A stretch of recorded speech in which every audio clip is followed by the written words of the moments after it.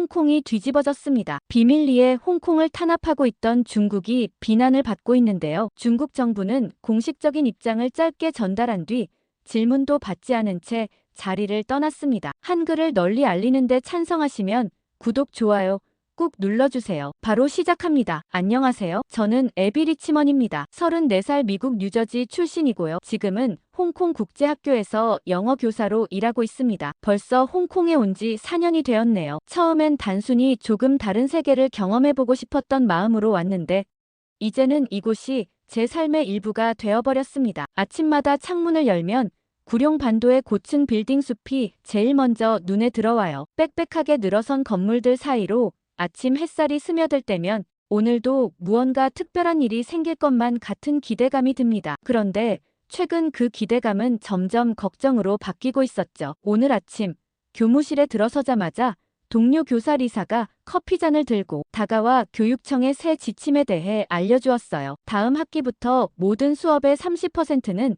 중국 표준어로 진행해야 하며 단계적으로 50%까지 늘릴 계획이라는 소식이었습니다. 커피를 마시려던 손이 멈칫했어요. 우리 학교 아이들 대부분은 광동어를 모국어로 사용하고 영어와 중국어를 함께 배우고 있습니다. 하지만 집에서는 대부분 광동어를 쓰죠. 중국 본토와 다른 홍콩만의 정체성을 지키고 싶어하는 학부모들도 많고요. 교실로 향하는 발걸음이 무거웠어요. 오늘 가르칠 고등부 영어 수업 계획안을 다시 훑어보는데 머릿속은 온통 그 소식으로 가득했습니다. 복도에서 마주치는 학생들의 웃음소리가 평소보다 가볍게 들리지 않았어요. 복도에서 윙을 마주쳤습니다. 제가 가장 아끼는 제자 중 한 명이죠. 영어 실력도 뛰어나지만 특히 홍콩의 문화와 언어에 대한 자부심이 강한 아이예요. 윙은 다음 주 영어 발표 주제를 홍콩의 언어 다양성으로 정했다고 말하며 환하게 웃었습니다. 하지만 새 지침에 대해 물어보자 윙의 얼굴이 순식간에 어두워졌어요. 윙은 작은 목소리로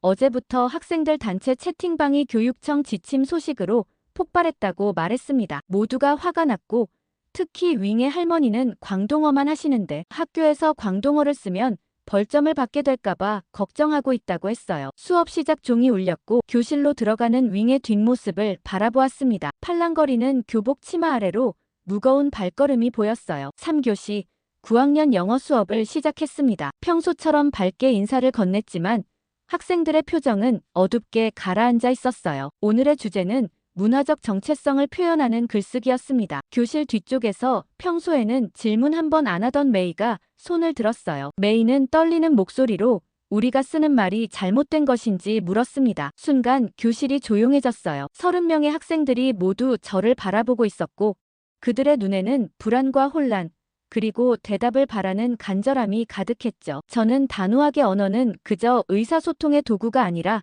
그들의 역사와 문화, 정체성을 담고 있는 소중한 것이라고 대답했어요. 메이의 눈에 눈물이 고였습니다. 그리고 메이는 왜 자신들의 말을 못 쓰게 하는지, 자신들의 말이 사라지면 자신들도 사라지는 것인지 물었어요. 그 질문에 바로 답하지 못했습니다. 교실 전체가 무거운 침묵에 잠겼어요. 창밖으로 보이는 홍콩의 빌딩 숲이 갑자기 거대한 감옥처럼 느껴졌습니다. 그때 문득 17년 전 고등학교 시절 한국에서 온 입양아 친구 소영이 생각났어요. 소영은 항상 자신의 이름을 한글로 쓸 수 있었으면 좋겠다고 말했습니다. 그럼 적어도 자신이 누구인지 알 수 있을 거라고요. 저는 그날 수업을 끝내고 오랫동안 창가에 앉아 있었어요. 머릿속에서는 계속 메이의 질문이 맴돌았습니다. 우리말이 사라지면 우리도 사라지는 건가요?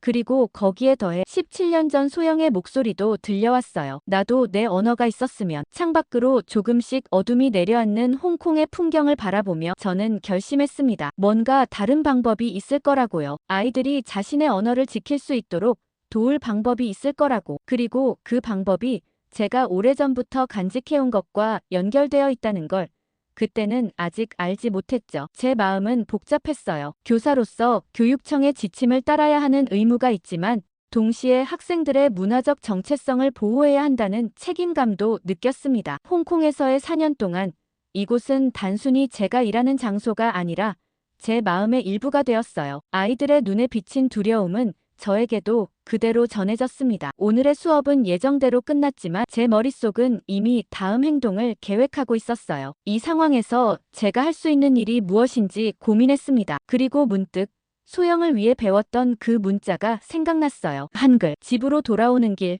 홍콩의 화려한 네온 사인들이 빗물에 반사되어 춤을 추고 있었습니다. 손에는 무거운 가방, 머릿속에는 더 무거운 생각들을 안고 걸었어요. 오늘 메이의 질문이 계속 맴돌았죠. 학생들의 눈빛에서 읽은 불안과 두려움이 제 마음에 깊은 흔적을 남겼습니다. 아파트에 도착해 불을 켜자 벽에 걸린 액자가 눈에 들어왔어요. 소영과 함께 찍은 고등학교 졸업 사진이었습니다. 그녀의 미소 속에 감춰진 쓸쓸함이 새삼 가슴을 찔렀죠. 소영은 한국에서 태어나 5살 때 미국으로 입양된 친구였어요. 우리는 뉴저지의 같은 학교에서 만났습니다. 소영은 항상 자신의 뿌리에 대한 갈망을 품고 있었어요. 한국어를 배우려 했지만 주변에 가르쳐줄 사람이 없었죠. 그래서 저는 소영을 위해 한글을 함께 배우기로 했습니다. 대학에 가서도 계속 한글 공부를 이어갔어요. 그때는 몰랐습니다. 이 작은 결정이 제 인생을 바꿀 거라는 것을. 책장에서 오래된 한글 교재를 꺼냈어요. 페이지마다 소영의 메모와 제 필기가 가득했습니다. 우리가 함께 웃고 좌절하던 순간들의 기록이었죠. 소영은 20살 생일 직전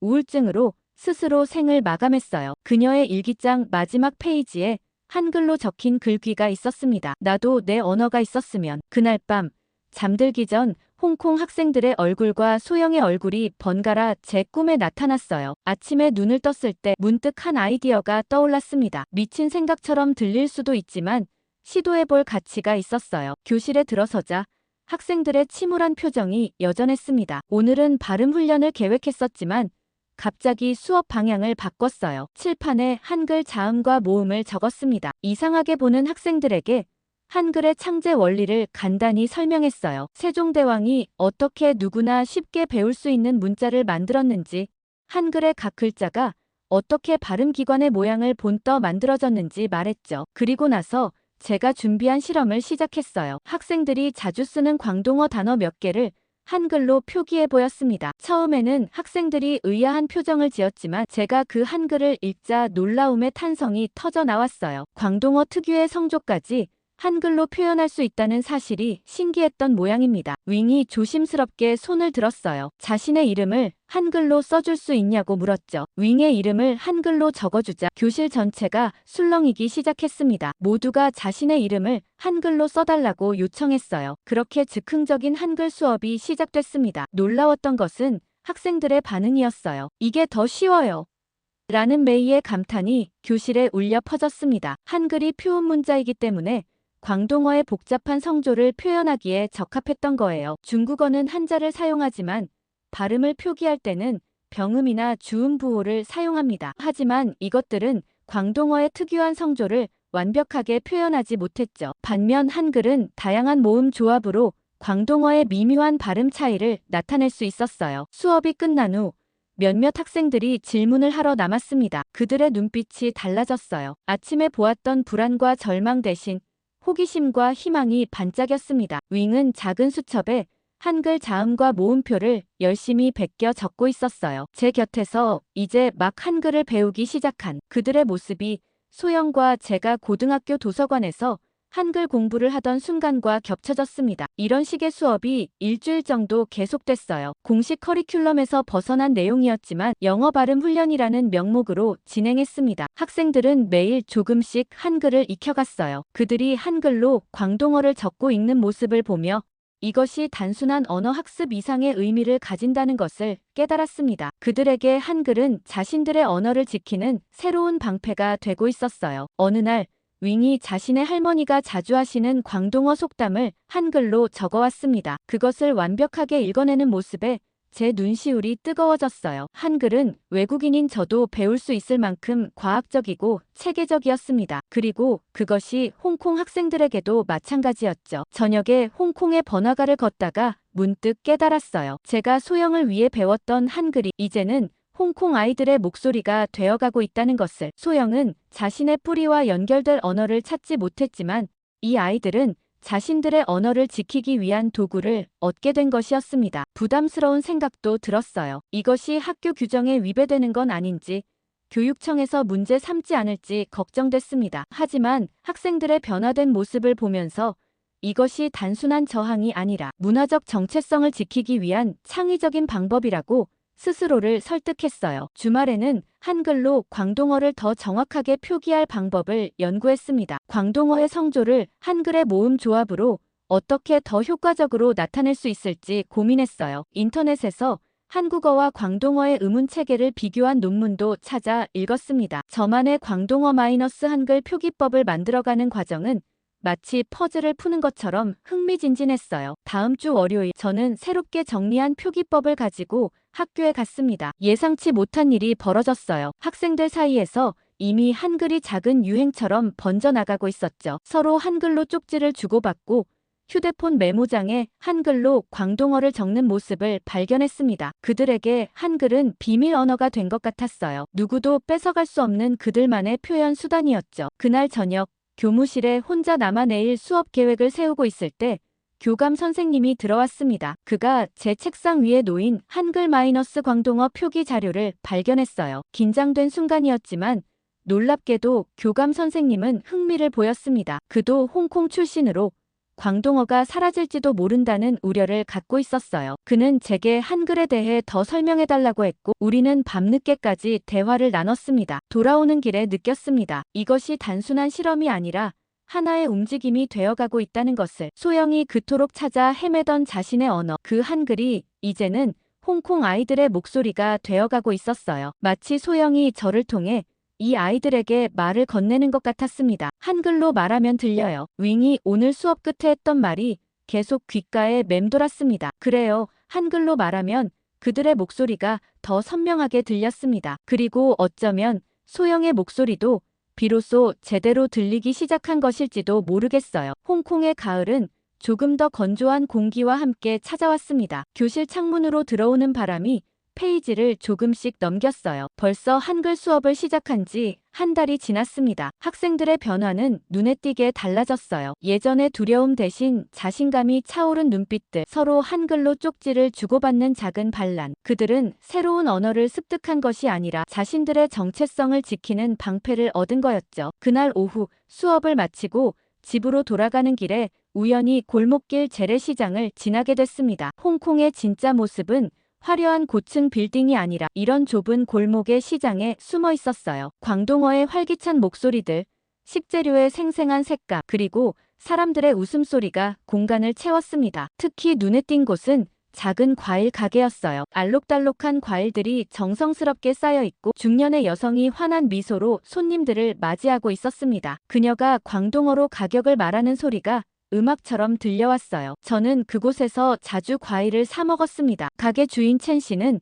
항상 친절했어요. 그녀는 저의 서툰 광동어를 참을성 있게 들어주고 종종 맛있는 과일 하나를 더 얹어주곤 했습니다. 제 머릿속에 갑자기 아이디어가 떠올랐어요. 학교에서만 한글을 사용하는 것을 넘어 실제 홍콩 생활 속에서도 시도해 볼 수 있지 않을까? 첸 씨의 가게는 제가 처음 실험해 볼 완벽한 장소였습니다. 그날 밤 저는 첸 씨 가게에서 판매하는 과일 이름들을 한글로 적었어요. 망고와 용과 그리고 두리안까지 종이에 과일 이름과 가격을 정성스럽게 적었습니다. 광동어의 성조까지 표현하기 위해 추가 표시도 넣었어요. 글씨를 쓰면서 학생들의 얼굴이 떠올랐습니다. 그들은 이런 시도를 어떻게 생각할까? 한글이 학교를 넘어 실제 홍콩 생활로 들어가는 모습을 상상하니 설렜어요. 다음 날 아침 출근길에 첸 씨의 가게에 들렀습니다. 한글로 적은 과일 명칭표를 조심스럽게 건넸어요. 처음에 첸 씨는 의아한 표정이었지만 제가 그것을 하나씩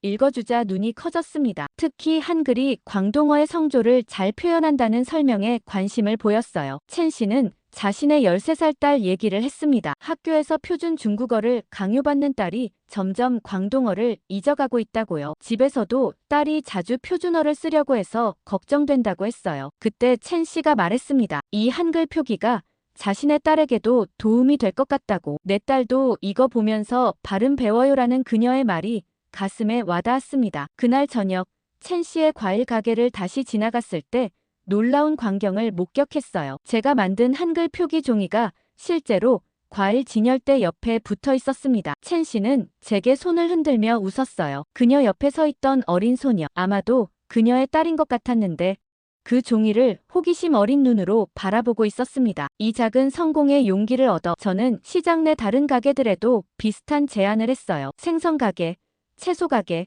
심지어 작은 국수집까지. 처음에는 의심의 눈초리도 있었지만 첸 씨가 다른 상인들에게 제 이야기를 해주면서 점점 더 많은 사람들이 관심을 보였습니다. 재미있었던 것은 각 가게마다 한글 표기에 약간씩 변형을 주기 시작했다는 거예요. 누군가는 더 큰 글씨로, 또 다른 이는 색을 입히거나 그림을 더했습니다. 한글 표기는 단순한 정보 전달 수단을 넘어 각 가게의 개성을 드러내는 새로운 방식이 되어가고 있었어요. 주말이 되자 시장 곳곳에서 한글 표기 간판이 하나둘 생겨났습니다. 제 눈에는 마치 작은 혁명이 일어나는 것처럼 보였어요. 단순한 문자의 변화가 아니라 사람들이 자신의 언어를 지키려는 의지의 표현이었습니다. 그것은 마치 소영이 그토록 원했던 것, 자신의 정체성을 지키는 방법을 이 홍콩 사람들이 찾아가는 과정 같았어요. 어느 평일 저녁, 첸 씨의 딸 밍이 학교 숙제를 들고 저를 찾아왔습니다. 그녀는 한글로 적힌 과일 이름을 손가락으로 가리키며 질문했어요. 저는 밍에게 한글의 기본 원리를 가르쳐 주었고 그녀는 놀라운 속도로 습득했습니다. 밍은 자신이 배운 한글로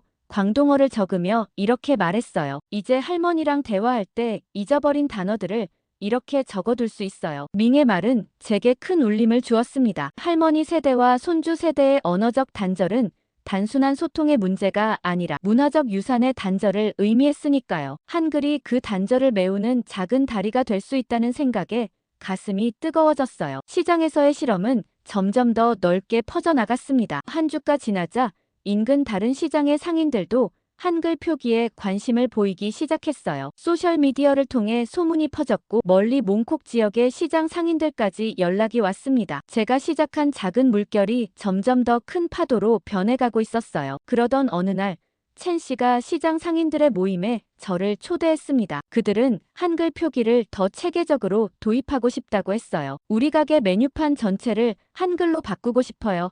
아이들을 위한 한글과 광동어 학습 포스터를 만들면 어떨까요?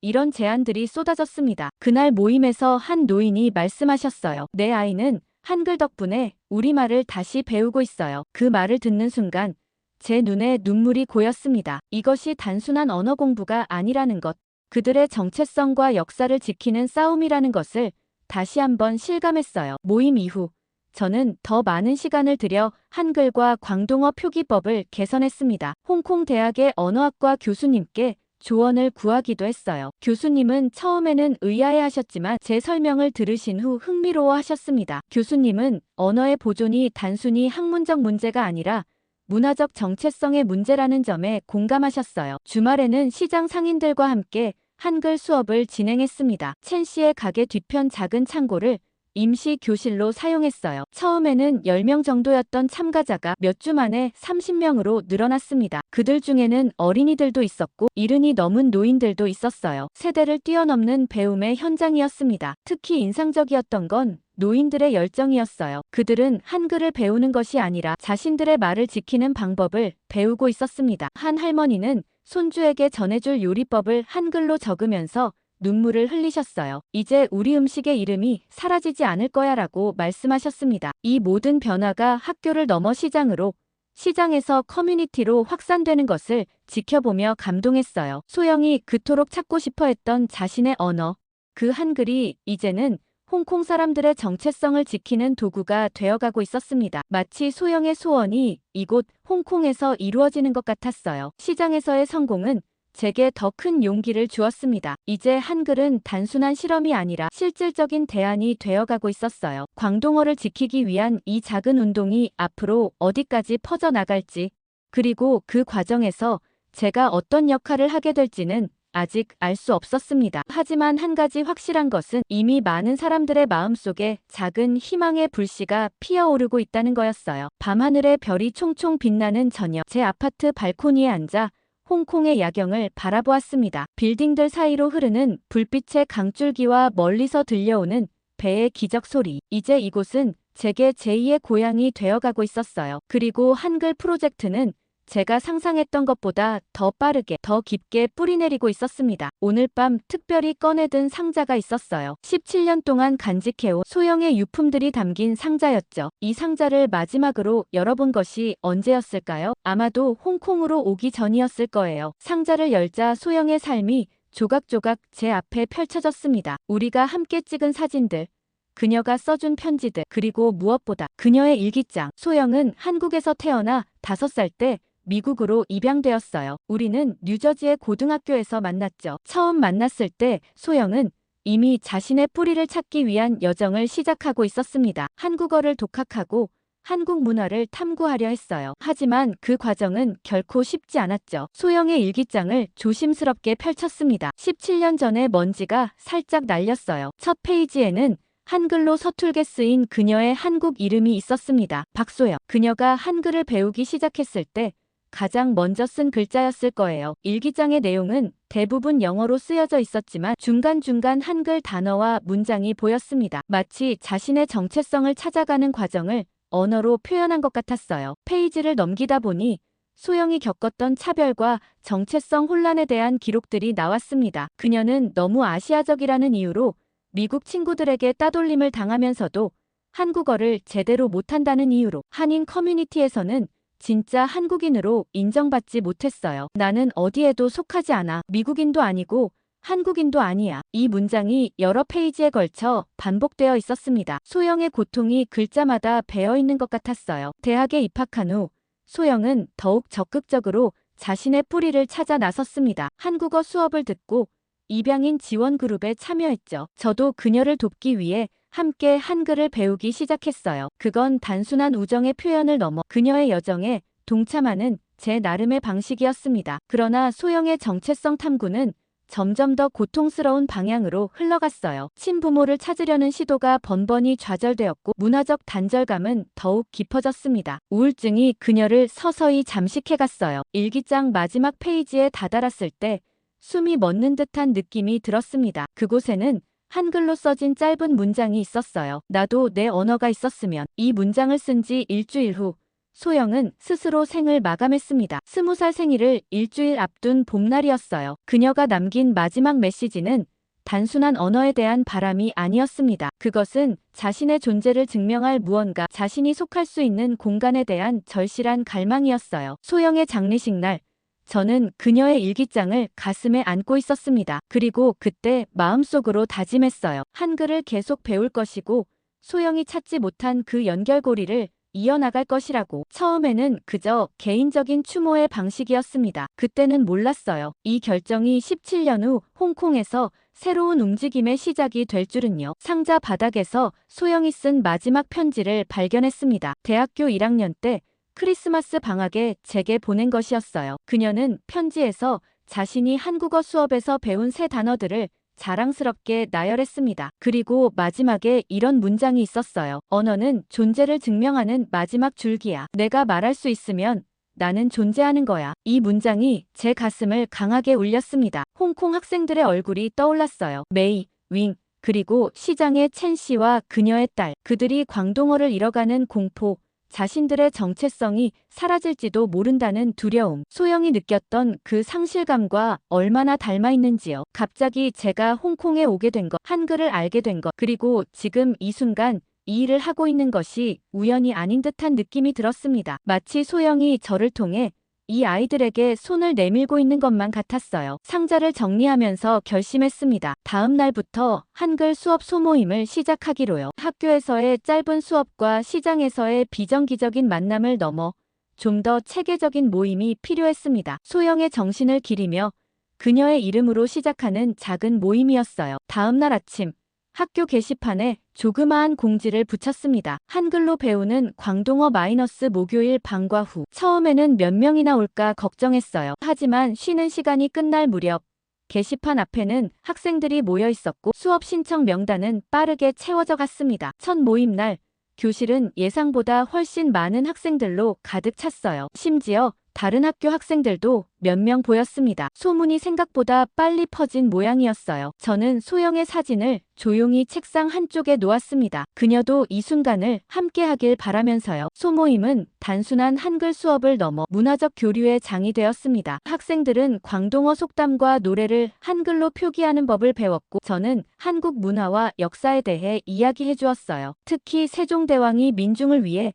한글을 창제한 이야기는 학생들에게 큰 영감을 주었습니다. 소영의 이야기도 조심스럽게 나누었어요. 물론 그녀의 이름은 밝히지 않고 제가 한글을 배우게 된 계기로 한 친구의 이야기를 들려주었습니다. 정체성을 찾아 헤매던 그 친구가 언어의 단절로 겪었던 아픔을 학생들은 놀라울 정도로 깊이 공감했어요. 그들도 비슷한 두려움을 안고 있었으니까요. 몇 주가 지나자 소모임이 점점 커졌습니다. 학생들뿐만 아니라 그들의 부모님들도 관심을 보이기 시작했어요. 첸 씨는 종종 과일을 가져와 간식으로 나눠주었고, 다른 학부모들도 각자의 방식으로 도움을 주었습니다. 한글 수업은 단순한 언어 학습을 넘어 일종의 공동체 활동이 되어갔어요. 그곳에서 사람들은 자신들의 불안과 희망을 나누었고, 함께 대안을 모색했습니다. 한글은 그들을 연결하는 매개체였죠. 어느 날 저녁, 소모임이 끝나고 교실을 정리하고 있을 때였어요. 윙이 조용히 다가와 물었습니다. 그녀가 진지한 표정으로 왜 이 일에 그토록 열정을 쏟는지 궁금해했어요. 저는 잠시 망설였습니다. 그리고 결심한 듯 소영의 이야기를 좀 더 자세히 들려주었어요. 언어를 잃어버린 한 영혼의 이야기를, 정체성의 단절이 얼마나 깊은 상처를 남기는지를. 윙은 제 이야기를 들으며 눈물을 흘렸습니다. 그리고 나서 그녀는 자신의 할머니 이야기를 해주었어요. 문화 대혁명 시기에 광둥성에서 홍콩으로 건너와 평생 자신의 고향 말을 지키며 살아온 할머니의 이야기를. 그녀에게 광동어는 단순한 언어가 아니라 고향이자 정체성이었습니다. 우리의 대화는 밤늦게까지 이어졌어요. 서로 다른 시간과 공간에서 살았지만 소영과 윙의 할머니, 그리고 지금의 홍콩 학생들이 공유하는 것이 있었습니다. 언어가 단순한 소통 도구가 아니라 존재의 증명이라는 사실을요. 그날 밤 집으로 돌아오는 길, 홍콩의 밤거리를 걸으며 생각했습니다. 제가 하고 있는 일이 단순한 교육 활동이 아니라는 것을요. 그것은 소영을 위한 추모였고, 그녀가 찾지 못한 연결고리를 이어주는 방식이었습니다. 동시에 윙과 같은 학생들, 첸 씨 같은 시민들이 자신들의 정체성을 지키는데 도움이 되는 실질적인 도구이기도 했고요. 이제 소영의 목소리는 제 안에서, 그리고 한글을 배우는 홍콩 사람들 안에서 계속 살아가고 있었습니다. 나도 내 언어가 있었으면 이라는 그녀의 마지막 소원이 이곳에서 누군가의 언어를 지키는 힘이 되어가고 있었어요. 다음 날 아침, 소영의 사진을 책상 위에 올려두고 잠시 바라보았습니다. 그리고 조용히 약속했어요. 내가 찾지 못했던 것을 이 아이들은 잃지 않게 도울게. 내 이름으로, 내 기억으로. 봄비가 홍콩의 창문을 두드리던 월요일 아침, 학교에 도착하자마자 이상한 분위기를 느꼈습니다. 교무실은 평소보다 조용했고, 동료 교사들의 시선이 저를 향하다 슬쩍 피해갔어요. 제 책상으로 걸어가는 동안 등 뒤로 속삭임이 들렸습니다. 무언가 일이 벌어졌다는 직감이 들었어요. 책상 위에는 교장 선생님의 메모가 놓여 있었습니다. 오늘 오전 10시 제 사무실로 와주세요. 단 한 줄의 메시지였지만 그 무게는 결코 가볍지 않았어요. 아마도 한글 프로젝트에 관한 이야기일 거라고 짐작했습니다. 최근 몇 주간 한글 수업이 학교 담장을 넘어 확산되면서 언젠가는 이런 순간이 올 거라고 예상은 했어요. 시계를 바라보니 아직 2시간이 남아 있었습니다. 교실로 향하며 오늘 수업 계획을 마음속으로 정리했어요. 복도를 지나는데 게시판이 눈에 들어왔습니다. 지난주까지 그곳에 있던 한글과 광동어 학습 포스터가 사라져 있었어요. 대신 표준 중국어 홍보 포스터로 교체되어 있었습니다. 첫 수업은 7학년 영어였어요. 교실에 들어서자 평소보다 조용한 학생들이 저를 바라봤습니다. 그들의 눈빛에서 무언가를 읽을 수 있었어요. 어제 무슨 일이 있었는지 물어보니 학생들은 주저하다 결국 이야기해 주었습니다. 주말 동안 몇몇 학부모들이 한글 프로젝트에 대해 항해 전화를 학교에 했다고요. 정치적 활동이라는 이유로, 또 학교 커리큘럼에 없는 내용을 가르친다는 이유로 수업을 마치고 교장실로 향했습니다. 복도는 유난히 길게 느껴졌어요. 교장 선생님은 항상 공정하고 합리적인 분이었지만 그도 결국 상부의 압력에서 자유롭지 않다는 것을 알고 있었습니다. 교장 선생님은 예상대로 한글 프로젝트에 대해 언급했어요. 보수 언론의 몇몇 기사와 친중단체의 공식 성명서를 보여주었습니다. 그들은 외국인 교사가 홍콩 학생들에게 외국 문자를 가르치는 것이 문화적 침투라고 비난했어요. 어떤 기사는 더 나아가 이것을 외세의 개입이라고까지 표현했습니다. 교장 선생님은 나지막한 목소리로 말했어요. 학교 측에서는 제게 정치적 활동 자제를 요청한다고. 공식적인 경고는 아니지만 분명한 압박이었습니다. 더불어 제 국제학교 비자 갱신이 다음 달로 예정되어 있는데 이런 상황이 비자 심사에 영향을 미칠 수 있다는 우려도 전했어요. 교장실을 나오는 발걸음이 무거웠습니다. 학교 곳곳에서 벌어지고 있던 작은 한글 혁명들이 위협받고 있었어요. 복도를 지나가는데 윙이 다가왔습니다. 그녀의 눈빛에 걱정이 서려 있었어요. 윙은 작은 목소리로 물었습니다. 한글 소모임이 정말 중단되는 것인지, 그럼 지금까지 배운 것은 어떻게 되는 것인지. 그녀에게 확답을 주지 못했어요. 하지만 한 가지는 약속했습니다. 어떤 형태로든 우리의 노력은 계속될 거라고. 윙의 눈에 희망의 빛이 돌아왔어요. 그날 오후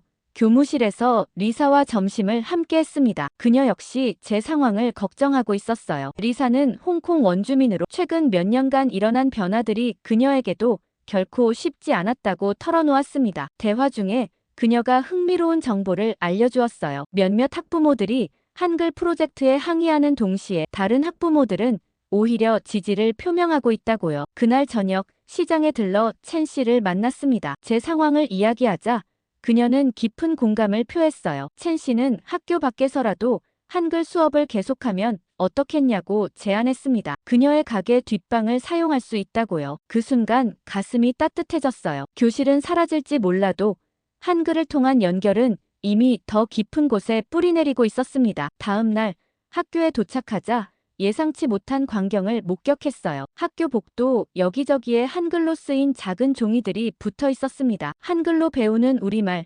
문자는 힘이다, 언어는 정체성이다와 같은 메시지들이었어요. 누가 붙였는지는 알 수 없었지만 제 가슴을 두드리는 연대의 표현이었습니다. 수업 시간 학생들은 평소처럼 영어를 배우는 척하면서 몰래 한글 노트를 주고받았어요. 그들의 눈빛에서 저항의 기쁨을 읽을 수 있었습니다. 이것은 단순한 언어 학습이 아니라 자신들의 목소리를 지키기 위한 조용한 혁명이 되어가고 있었어요. 하지만 학교의 압박은 계속되었습니다. 방과 후 한글 소모임은 공식적으로 중단되었고 학교 내 모든 한글 관련 자료들이 제거되었어요. 교장 선생님은 개인적으로는 유감이라고 말했지만 상부의 지시를 거부할 수는 없다고 했습니다. 더욱 걱정스러운 소식은 제 비자 갱신이 검토 중이라는 것이었어요. 홍콩에서의 제 미래가 불확실해지고 있었습니다. 그러나 역설적이게도 이런 압박은 한글 움직임을 더욱 강화시키는 결과를 낳았어요. 소식은 소셜미디어를 통해 빠르게 퍼졌고 다른 학교 학생들과 시민들의 관심을 끌었습니다. 첸 씨의 가게에서 열린 첫 비공식 한글 수업에는 예상보다 훨씬 많은 사람들이 모였어요. 학생들뿐만 아니라 그들의 부모님들, 심지어 다른 지역에서 온 시민들까지. 이 모임은 더 이상 단순한 언어 학습의 장이 아니었습니다. 그것은 문화적 저항의 상징이 되어가고 있었어요. 참가자들은 한글을 통해 광동어를 보존하는 방법을 배우는 동시에 자신들의 이야기와 두려움, 그리고 희망을 나누었습니다. 마치 지하 문화 운동과도 같은 분위기였어요. 어느 날 저녁 첸 씨의 가게에서 수업을 마치고 돌아오는 길이었습니다. 골목길에서 두 명의 남성이 제게 다가왔어요. 그들은 공안국에서 나왔다고 했고 제 활동이 주시 대상이라고 경고했습니다. 공식적인 조치는 아니었지만 분명한 위협이었어요. 그들이 사라진 후 한동안 그 자리에 서 있었습니다. 두려움과 분노, 그리고 결의가 뒤섞인 감정이었어요. 다음 날 아침 학교에 도착하자 또 다른 충격적인 광경이 펼쳐졌어요. 교실 창문과 복도 곳곳에 학생들이 한글로 쓴 작은 종이들이 붙어 있었습니다. 애비 선생님을 지켜주세요. 우리의 목소리를 지키기 위해 한글은 우리의 방패입니다. 마치 그들이 저를 보호하려는 듯한 역할이 뒤바뀐 상황이었어요. 그 광경에 제 눈에 눈물이 고였습니다. 처음에는 이 모든 것이 단순한 언어 실험이었어요. 하지만 이제는 그 이상이 되었습니다. 그것은 정체성을 지키기 위한 투쟁이자 존재를 증명하기 위한 몸부림이었어요. 그리고 저는 그 중심에 서 있었습니다. 교장 선생님의 또 다른 소환장이 제 책상에 놓여 있었어요. 이번에는 더 공식적인 톤이었습니다. 홍콩 교육청에서 제 교육 방식에 대한 조사가 시작되었다는 내용이었어요. 교장 선생님은 유감스러운 표정으로 말했습니다. 제 비자 갱신이 거부될 가능성이 높아졌다고요. 학교를 나오면서 마주친 학생들의 얼굴에서 걱정과 연대의 표정을 읽을 수 있었어요. 그들은 이미 알고 있었던 모양이었습니다. 윙이 다가와 작은 종이를 건넸어요. 그곳에는 한글로 메시지가 적혀 있었습니다. 선생님이 떠나도 한글은 우리와 함께 남아요. 그날 밤 비가 홍콩의 거리를 씻어내리는 가운데 제가 시작한 이 움직임의 미래를 생각했습니다. 저는 떠나게 될지도 모르지만 한글을 통한 광동어 보존의 씨앗은 이미 뿌려졌어요. 그리고 그 씨앗은 홍콩의 토양에서 조금씩 자라나고 있었습니다. 다음 날 아침 교육청의 두 담당자가 제 수업을 참관했어요. 그들은 표정 없이 교실 뒤에 앉아 모든 것을 기록했습니다. 학생들은 긴장했지만 저는 최대한 평소처럼 영어 수업을 진행했어요. 수업이 끝난 후 담당자 중 한 명이 제게 물었습니다. 왜 외국 문자를 가르치는지, 그것이 홍콩 교육 방침에 어떻게 부합하는지. 제 대답은 단순했습니다. 저는 학생들이 자신의 언어와 문화를 더 깊이 이해하도록 돕고 있을 뿐이라고. 한글은 도구일 뿐, 목적은 항상 그들의 목소리를 지키는 것이었다고요. 담당자들은 아무 말 없이 고개를 끄덕이고 떠났습니다. 그들의 보고서가 어떤 내용일지는 알 수 없었어요. 그날 저녁 첸 씨의 가게에서 또 다른 한글 수업이 열렸습니다. 이번에는 더 많은 사람들이 참석했어요. 소문은 더욱 빠르게 퍼지고 있었고 한글을 통한 광동어 보존 운동은 이제 하나의 작은 현상이 되어가고 있었습니다. 지역 신문의 한 기자가 이 수업을 취재하러 왔어요. 그는 제게 인터뷰를 요청했지만 저는 조심스럽게 거절했습니다. 지금은 더 이상의 주목이 부담스러웠어요. 집으로 돌아오는 길, 문득 소영이 이 모든 상황을 어떻게 생각할지 궁금해졌습니다. 그녀는 자신의 언어를 찾기 위해 고군분투했지만 결국 찾지 못했어요. 그리고 지금 제가 시작한 작은 움직임은 다른 이들이 자신들의 언어를 지키도록 돕고 있었습니다. 인생이란 때로는 이렇게 아이러니한 순환을 그리는 것인지도 모르겠어요. 봄의 끝자락, 홍콩은 이제 여름의 무더위를 준비하고 있었어요. 공기 중에는 습기와 함께 긴장감이 감돌았습니다. 아침 일찍 메일함을 열었을 때 이미 예상했던 소식이 저를 기다리고 있었어요. 홍콩 교육청의 공문이었습니다. 정중하지만 단호한 톤으로 제 교사 계약이 다음 학기에 갱신되지 않을 것이라는 내용이었어요. 공식적인 이유는 커리큘럼 재구성이었지만 우리 모두 진짜 이유를 알고 있었습니다. 학교에 마지막으로 출근하던 날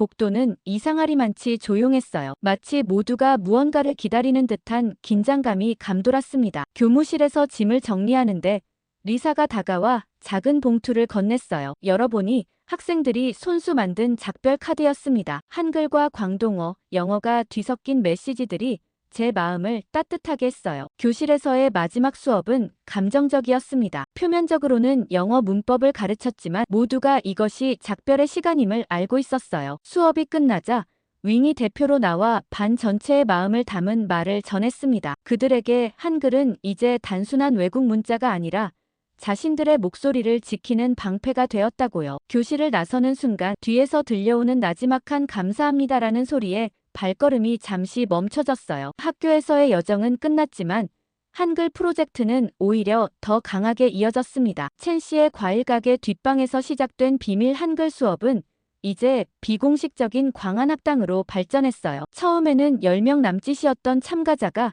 이제는 30명을 넘어섰습니다. 학생들뿐만 아니라 젊은 직장인들, 심지어 노인들까지 함께했어요. 한글은 이제 단순한 글자가 아니라 하나의 상징이 되어가고 있었습니다. 젊은이들은 서로에게 한글로 광동어 메시지를 보내며 일종의 암호처럼 사용했습니다. 그것은 문화적 정체성을 지키는 조용한 저항의 형태였어요. 어느 소셜미디어 플랫폼에서는 제가 시작한 운동을 비공식 언어 혁명이라고 부르기도 했습니다. 그런 표현은 과장된 것이라고 생각했지만 한글이 홍콩 사회 일부에 미치는 영향력은 분명 커지고 있었어요. 특히 젊은 세대와 노인 세대 사이에 다리 역할을 한다는 점에서 의미가 있었습니다. 한글 수업은 첸 씨의 가게에서 시작해 이제는 여러 지역의 카페, 서점, 심지어 작은 공원의 벤치에서도 열렸어요. 분산된 형태로 진행되어 당국의 주목을 피하면서도 더 많은 사람들에게 다가갈 수 있었습니다. 제가 직접 가르치지 못하는 곳에서는 학생들이 서로를 가르치는 형태로 진행됐어요. 윙과 메이는 특히 열정적인 한글 전도사가 되었습니다. 이러한 움직임은 언론의 관심도 끌었어요. 처음에는 지역 신문의 작은 기사로 시작했지만 점차 국제 매체에서도 다루기 시작했습니다. 일부는 이 현상을 정치적으로 해석하기도 했지만 대부분은 문화적, 교육적 관점에서 의미 있는 시도로 평가했습니다. 홍콩을 떠나야 하는 상황이 다가오면서 제가 시작한 이 작은 운동이 지속될 수 있을지 걱정이 되기도 했어요. 하지만 걱정은 곧 기우가 되었습니다. 학생들과 지역 주민들은 이미 한글 마이너스 광동어 학습을 자신들의 것으로 만들어가고 있었어요. 그들은 제가 없어도 계속될 수 있는 체계를 만들어가고 있었습니다. 첸 씨의 제안으로 우리는 광안 사전 프로젝트를 시작했어요. 광동어 단어와 표현을 한글로 체계적으로 정리하는 작업이었습니다. 처음에는 과일 이름, 요리법, 일상 대화에 사용되는 표현들을 모았어요. 나중에는 속담, 노래가사, 심지어 문학 작품의 일부까지 포함시켰습니다. 사전 작업을 위해 한국의 언어학자들에게 도움을 청했어요. 이메일로 광동어의 성조 체계와 한글 표기법의 연결 가능성에 대해 문의했습니다. 놀랍게도 여러 학자들이 관심을 보였고 특히 서울대학교의 한 언어학 교수는 광동어의 성조를 정확히 표현할 수 있는 한글 표기 가이드를 개발하는 데 큰 도움을 주었어요. 이 과정에서 제가 배운 것은 한글이 단순히 한국어를 위한 글자가 아니라는 점이었습니다. 세종대왕이 창제한 이 과학적 문자체계는 광동어의 복잡한 성조까지 표현할 수 있을 만큼 유연했어요. 마치 한글이 이런 순간을 위해 기다리고 있었던 것처럼 느껴졌습니다. 프로젝트가 확장되면서 지역 초등학교 일부에서 방과 후 수업으로 한글 마이너스 광동어 프로그램을 도입하기 시작했어요. 물론 공식적인 커리큘럼은 아니었지만 문화교류 또는 언어 다양성 프로그램이라는 이름으로 진행되었습니다. 아이들은 놀라운 속도로 한글을 익혔고 그것을 통해 자신들의 모국어인 광동어에 대해 더 깊이 이해하게 되었어요. 하지만 이 모든 성공 뒤에는 그림자도 있었습니다. 당국은 이러한 움직임을 예의주시하고 있었어요. 첸 씨의 가게에 세무조사가 시작되었고 광안학당에 참여하는 학생들의 학부모들은 직장에서 미묘한 압력을 받기도 했습니다. 그러나 이러한 압박에도 불구하고 한글을 통한 광동어 보존 운동은 계속되었어요. 홍콩을 떠나기 전 마지막 주, 저는 광안사전 첫 버전을 완성했습니다. 300페이지가 넘는 분량으로 3,000개 이상의 광동어 단어와 표현이 한글로 정리되어 있었어요. 디지털 버전은 온라인에서 무료로 공유되었고 종이로 인쇄된 소량의 사전은 첸 씨의 가게와 몇몇 독립 서점에 비치되었습니다. 그 순간 저는 깨달았어요. 제가 시작한 이 작은 움직임이 단순한 언어 학습을 넘어 세대와 문화를 연결하는 다리가 되어가고 있다는 것을 소영이 그토록 찾고 싶어 했던 그 연결감, 그것이 이제 다른 형태로 이곳에서 실현되고 있었습니다. 저의 홍콩 생활 마지막 날, 학생들과 첸 씨를 포함한 많은 이들이 작별 인사를 하러 왔어요. 그들은 저에게 특별한 선물을 주었습니다. 한글과 광동어로 쓰인 메시지들을 모아 만든 스크랩북이었어요. 그 안에는 제가 그들에게 준 것보다 훨씬 더 많은 희망과 감사의 말들이 담겨 있었습니다. 윙은 제게 약속했어요. 사라진 교실은 더 커진 목소리로 돌아올 거예요. 그 말이 제 가슴에 깊이 새겨졌습니다. 물리적인 공간은 사라질지 몰라도 한글을 통해 표현된 그들의 목소리는 더욱 강하게 울려 퍼질 것이라는 믿음이었어요.